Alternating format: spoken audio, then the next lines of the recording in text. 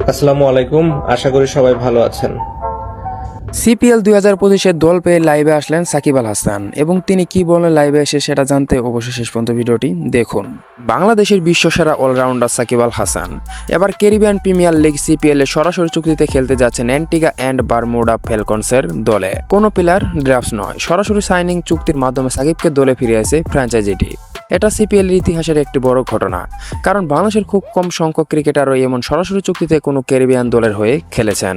এই চুক্তির মাধ্যমে একদিকে যেমন অ্যান্টিগা ফ্যালকনস দলটি শক্তিশালী হচ্ছে, অন্যদিকে আবার বাংলাদেশ ক্রিকেট ভক্তদের জন্য এটি বিশাল ও গর্বের মুহূর্ত।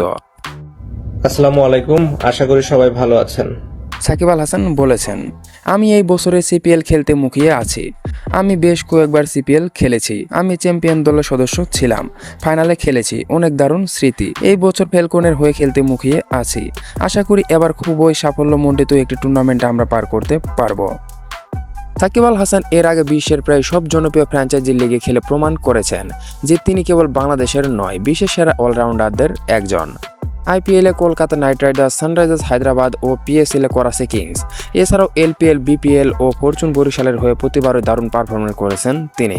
এবার সিপিএলে তার অভিজ্ঞতা ও পারফরমেন্সে ভর করে অ্যান্টিগা ফ্যালকন নিজেদের টাইটেল দৌড়ে নিল সাকিব আল হাসানকে। এই চুক্তি প্রমাণ করে যে এখনো বিশ্বের বড় বড় লিগে সাকিবের কদর ঠিকই আছে। ফ্যানদের আগ্রহ এখন তুঙ্গে, কবে সাকিব মাঠে নামবেন সিপিএলে সেই অপেক্ষায় রয়েছে সাকিব ভক্তরা। আসন্ন মৌসুমে এই দলের জার্সিতে কতটা আলো ছড়াতে পারবেন সাকিব, সেটাই এখন দেখার বিষয়।